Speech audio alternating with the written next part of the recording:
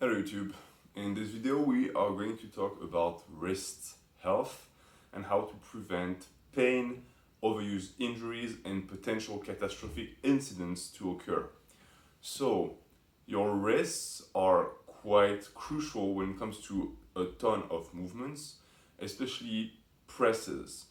If you have wrist pain, any type of bench press, overhead press, are going to become complicated to the point where you might even have to give up on them. And this is something we want to avoid. So, in this video, we're going to be talking about form, things to avoid, things to prevent pain, and certain exercises or corrective stretches to better the health of your wrists.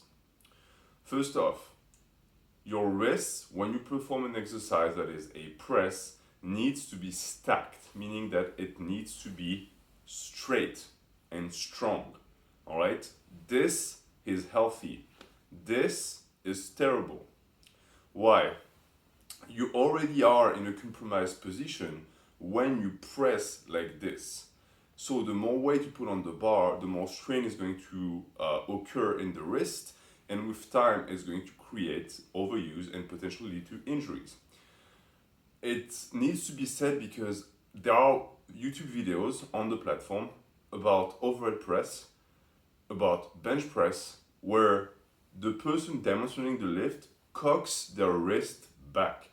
I will not cite names, but there is a very prominent advocate of the overhead press who in all of his form videos does this when he presses and he puts the bar here. This is recipe for disaster. You're going to get an injury in your wrist. You're going to have pain in your wrist. The overhead press shouldn't be painful on your wrist. You shouldn't feel your wrist at all. But it will happen if you press like this. So always make sure to remember to be stacked. Same for the bench press. When you bench press, your wrists are stacked. You're not pressing like this. All right? We're not doing a GM press, it's a bench press. So the wrist needs to be aligned with the rest of the arm so that all of the joints are stacked. Not only will that prevent injury, it will also make you stronger and more stable.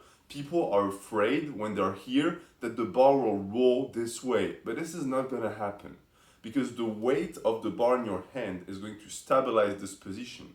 What can happen is if you're here though, is your wrist giving up and the bar rolling and landing on your neck. So we want to prevent that. Same for the overhead press. If you press like this and it somehow your wrist gives and it rolls, it's going to fall on your collarbone and you don't want to break your collarbone. It's not a nice injury to have. So this is number one. This is a very easy fix, but it can change your life. Number two, any type of wrist flexion has potential injury with it, especially overuse injury.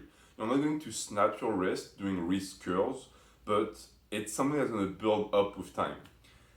I will make a video about it because wrist curls are a very good exercise to isolate the forearms, but for me, I had to give up most wrist curl exercises just because it didn't agree with me. So I do most of my wrist curls standing now, so that when I'm standing, the wrist is stacked and I can curl it inside or outside with minimum pressure on the wrist. The issue with this is that, of course, it puts less emphasis on the forearm muscles and it makes the lift easier. So in a sense, it's a reverse get more for less weight mentality, because I would much rather do wrist curls with 200 pounds than with 100 pounds strict but getting pain with it. And I've tried any sort of arrangement, variations of the wrist curls, nothing feels right. So what I would say you do if you're like me is either you do them standing, so you do a curling motion but standing, or you do what is called finger curls, which is something that arm wrestlers do, and that if you follow arm wrestling, Devon Larratt prefers to actual wrist curls, where instead of rolling the wrist, you're going to open up the hand and close it as you do the curling motion, and you do them standing too. If you go on my playlist for forearm hypertrophy, you will find examples of the lift. You can find arm wrestlers doing them. It's a very easy lift to do. It's very it's very forgiving on the wrist, but it's really good on the forearm. It combines both aspects of what a wrist curl should be about, where it's actually good for the health of your wrist, and it builds the forearm. So that's number 2 concerning wrist curls. Number 3. Regarding number 3, we're going to be talking about front squats. Front squats shouldn't hurt your wrist. I'm going to say it straight away. If you get pain during or after front squats, you're doing something wrong. If you do that, if you feel some tenseness, some rigidity, and a little bit of numbness or pain when you warm up, that's okay. As long as it doesn't actually hurt. For real.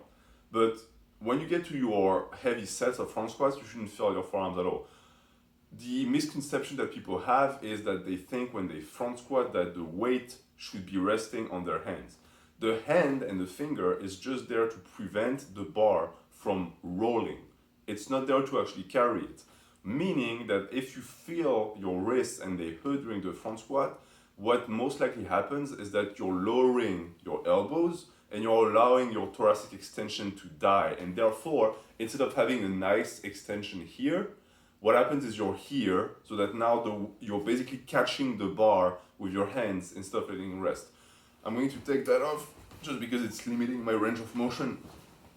But basically, you want a high elbow when you front squat, and you want the wrist to not be cocked back too much like this. This is too much, because now, like I said at the start of this video, all the pressure is here. You want the bar to be here. So as I showed, if I'm here, let's say I have terrible mobility. I'm here for the bar to rest on me, because it's here, I'll have to cock all the way back here, right? So I'll be somewhere around here. That's gonna hurt. If I can get here, now it's better. If I can get here, it's even better. The straighter I can get my wrist and the higher I can get my elbow, it will engage the entirety of the back and it will keep the bar stable without having me carry it. Again, for every single tip in this video, I will make a specific video going into details. This is just tips that can help you alleviate wrist pain immediately. So that's 3. 4, false grip. The false grip is amazing. Let me show you what I mean. So, when you do curls with a dumbbell, right, or with a barbell, most people, they wrap their thumb around the thing, right? The reason why is because it secures the grip. But for many exercises, you don't need to secure the grip. So you can go with a false grip, right? Where your thumb is on the same side as the finger. And what I found for this is that, one, it's going to help you recruit the inner forearms if you do curls. So if you do supinated curls, and if you do any sort of wrist curl, it's going to really deload the wrist. I'm not a specialist when it comes to biomechanics, but there is something about not having your thumb wrapped that completely disengages the wrist, where it really feels like it starts working from here. All of this is not, it doesn't matter anymore when you start using a false grip. And you can apply that for me, one is that is the biggest culprit of wrist pain in beginners, and it's pull-ups. A lot of beginners don't know how to pull with their back, and they are so afraid of letting go of the bar that they hang onto that for dear life, and they don't realize that they pull with a ton of wrist and they get wrist pain from it. So a good way to combat that is going with a false grip. The issue with this is that it's going to be harder because your grip is stronger when you wrap. So if your grip, that is the connection to the bar, gets weaker when you false grip it, then the pull is going to get weaker. But you have to weigh that in the balance between, do you want your wrists to hurt, or do you want to be able to pull as much as you can on the pull-ups? Eventually your false grip is going to catch up to the normal pull-ups regardless. So that's 4. 5 is stretches. So you'll see people do this and they'll warm up their wrist. I've never really done that. The one thing that I like to do though for wrists is stretches to untense the forearms, because if you work your inner forearms a ton, they can get very tense, and they won't allow you the mobility to reach all the way for front squats, or they'll be so tense on exercises that it will put pressure on the wrist. So what you can do is you just find a bench and you just put your hand on it and you extend the forearm, and you're going to play around and turn and extend this until you can go here and have a full extension and stretch that out. But for me, the number one forearm stretch that for me completely cured my wrist pain is what I call the Nick stretch, because I got the stretch from a guy who's called Uncle Nick, who's a strongman on YouTube. And it's explained in the injury prevention playlist. So if you want to check that out, do it. It's basically a stretch that reinforces correct position of the wrist in the front rack position and stretches it in a way that is going to alleviate pain immediately, but also make your wrist healthier in the long run. So I really encourage you to do that. And then point number 6, sort of a bonus point, but I will go into more details later in other videos. You can do specific exercises with weight that are going to make your wrist stronger. So that position that we want to hold, sometimes it gives because your wrist is not strong enough. What we want is to reinforce that position, and there are a lot of exercises to be able to do that. I like rack holds, static rack holds for that. Arm wrestling exercises are awesome for that. So I'll be showing more of that on the playlists, and I'll be making videos about it. So thank you for watching. If you have wrist pain, let me know in the comments, we can discuss it.